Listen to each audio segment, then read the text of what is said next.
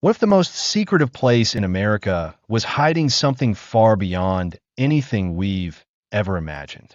In the heart of the Nevada desert lies a base that officially doesn't exist. Its perimeter is guarded by motion sensors, unmarked trucks, and warnings that deadly force is authorized.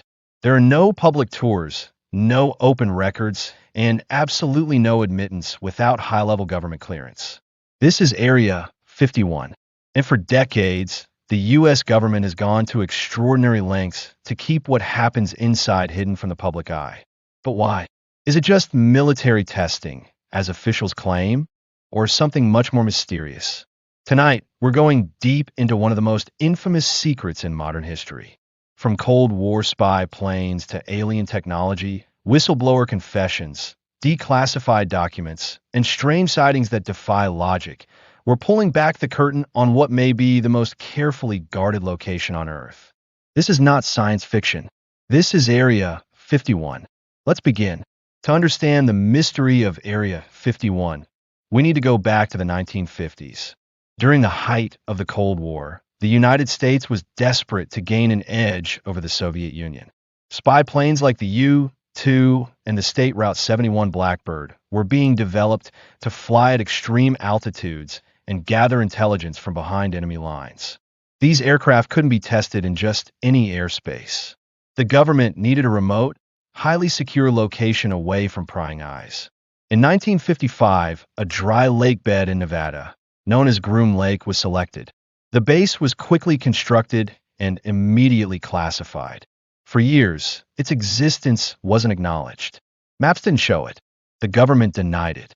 Employees were sworn to secrecy under threat of prison. And all while the most advanced aircraft in history were being tested in its skies. So far, nothing too mysterious. Until you consider what happened next. In the 1980s, a man named Bob Lazar came forward, claiming he had worked at a site near Area 51 called S4. According to Lazar, the U.S. government was in possession of several extraterrestrial spacecraft, not experimental jets, but actual alien technology.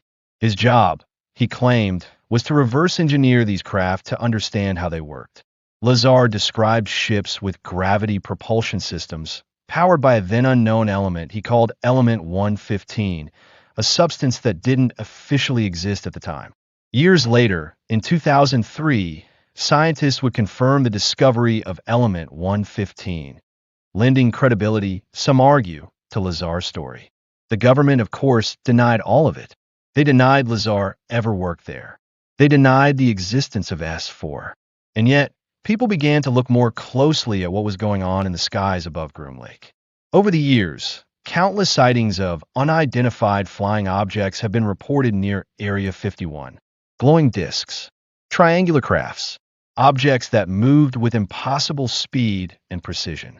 Many of these sightings, skeptics say, were probably just advanced aircraft being tested ahead of their public unveiling.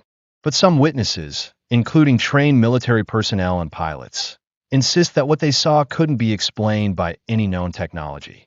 Could Area 51 be testing something not of this Earth? In 2013, the CIA finally acknowledged the existence of Area 51 for the first time, but only as a Cold War-era testing site for spy planes. They released a handful of documents, but large portions were heavily redacted. What was left out, and why? Let's dig deeper. Satellite images of the base show vast expansions over the years. New hangars, extended runways, underground structures. Experts believe that these developments point to ongoing classified programs. But despite technological advances in surveillance, no one has been able to clearly identify what's being developed there now. And here's where things get even stranger. In 2019, a Facebook event jokingly titled Storm Area 51. They Can't Stop All of Us went viral, with millions of people pledging to see them aliens. Though the actual turnout was small and peaceful, it reignited public interest in the base. News outlets around the world covered it. Officials were forced to respond. Once again, the government stood firm. There are no aliens at Area 51. But then why such intense secrecy? Whistleblowers, including former intelligence officials and contractors, have continued to claim that underground facilities at or near Area 51 house not just advanced military tech, but materials of non-human origin. Some say crashed UFOs are stored there. Others speak of biological research, experimental propulsion systems, and even recovered entities. Are these just fringe conspiracies or pieces of a larger puzzle? In recent years, even the U.S. military has acknowledged a growing number of unidentified aerial phenomena, or UAPs, being detected by Navy pilots. Some of the footage, declassified in 2020, shows objects with no visible propulsion moving in ways that defy the laws of physics. Where are these objects coming from? Some analysts believe that if anyone knows, it would be the people working inside Area 51. Despite countless theories, one thing is certain. The government has gone to extraordinary lengths to protect whatever lies inside. Employees are flown in daily from Las Vegas on unmarked planes. No personal electronics are allowed. Secrecy agreements are strictly enforced. And even speaking publicly about working there can bring serious legal consequences.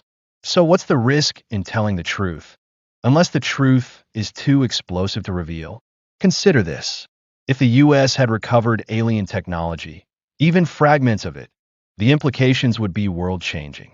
Imagine propulsion systems that eliminate the need for fossil fuels, or materials that defy gravity, or data that proves we are not alone in the universe. Would such knowledge destabilize the global order? Some say the government is keeping secrets not out of malice, but out of fear. Fear of panic, fear of misuse, fear of changing humanity before we're ready. Others believe the opposite, that secrecy is a tool of control, protecting those in power while keeping the rest of us in the dark. So where does that leave us? Despite the rumors, the documents, the sightings, and the testimonies, Area 51 remains off-limits, a black hole of information surrounded by speculation. We may never get the full truth, but what we do know is this. Area 51 isn't just a place. It's a symbol of secrecy, of power, and of the limits placed on public knowledge. And as long as those gates remain locked, people will keep asking the same question. What is the government hiding in Area 51? Because the more they deny, the more we wonder. And the more we wonder, the more we watch.